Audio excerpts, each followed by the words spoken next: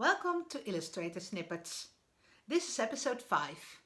In this episode, we're going to talk about the Pathfinder. It's a very powerful tool. It can help you with difficult shapes, but it's also really fun with shapes that are not really difficult. It can help you with a lot of things, so I will show you how to work with it. If you are new to this episode, I encourage you to look at the other episodes. Every episode, I talk about the tool and show you how it works. It helps you to get really good, really fast in Illustrator. So let's get started.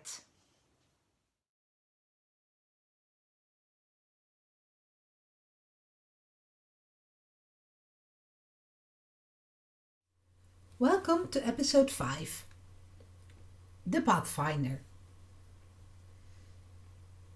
Before we begin, we have to open the Pathfinder.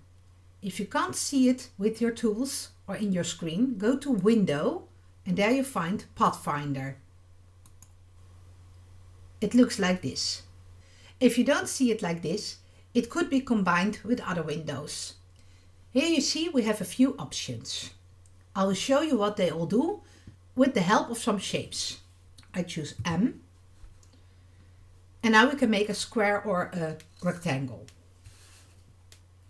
I make a rectangle and I give it the color black. And I choose the L on my keyboard to switch to the ellipse tool. And we make an ellipse. I make it red.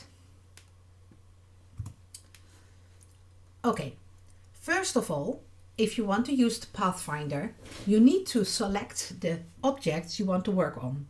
So when we have them both selected and we choose the first one, see what happens. Everything turned red and we now have one shape. This happens because unite means that it's making one shape of those two shapes and it takes the color of the shape in front. We select them again. And here again is very important which one is in front, because it's called minus front. So it's deleting the front of the other shape. I will show you what I mean. I've selected them both. The black one is in front. You can see that because it's black and the red one is behind the black. Now you see it will cut out the black part because that was on top.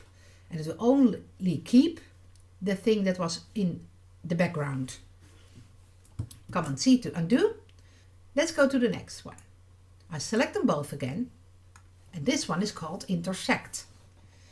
This means that it will only keep the part where both the shapes are over each other. So you can see if I push it, intersect. Now you only have the part where black and red were overlapping. Command C to undo. I'll select them again and now it's the other way around. Exclude. If you click it, it will make again everything one color from the front shape, but it will cut out the middle part where they overlapped. So now you have one shape. Command C to undo. They are already selected. If you use divide, it will group your shape. So if you will try to move it, it will be one shape. You have to ungroup. You can do that by going to Object and then Ungroup, or use Shift Command G on your keyboard. Now it's ungrouped and you have one shape, two shapes, and the middle part where they overlapped. M to make a rectangle, and it's black. L to make an ellipse, and let's make it green this time. Okay, select them both. The next one is trim. I must confess, I actually never use it. I can show you what it does, but till now I didn't need it. So I show you. I selected them both and I push trim. It will make a group again. So I will ungroup it, Shift Command G, and then deselect by clicking anywhere on the screen. I put it away. The green one is intact because it was in front.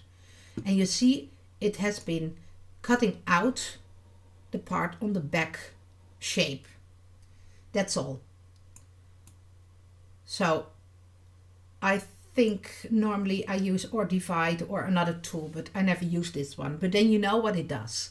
If you have the trim function, it trims the part of the front shape away from the back shape.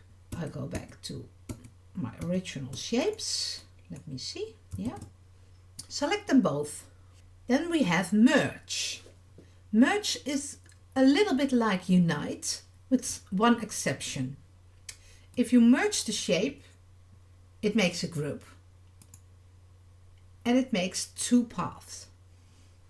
I will ungroup by Shift Command G. And it's about the same as trim.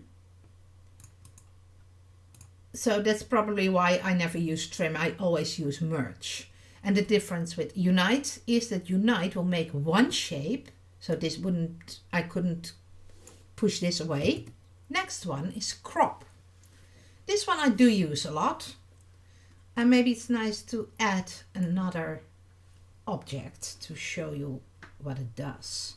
To make it a little bit more nice. I make another circle, make the circle red. I'll select them all three. Here again, it's really important which shape is in front. If I want this rectangle to be my shape and I want to cut off everything on the outside, then I use the crop function. But I need to make sure that the shape I want to keep is on front, in front of everything. So bring to front.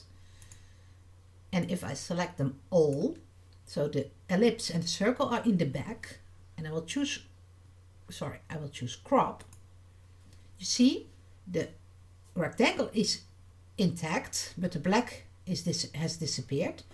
But the part of the circle that was in the square and the part of the ellipse, that is here. So everything around it is gone. I will draw again M to draw and L to draw a rectangle. Make that yellow this time. Select them both and now outline. You can see that it turned the fill to a stroke. For the last one,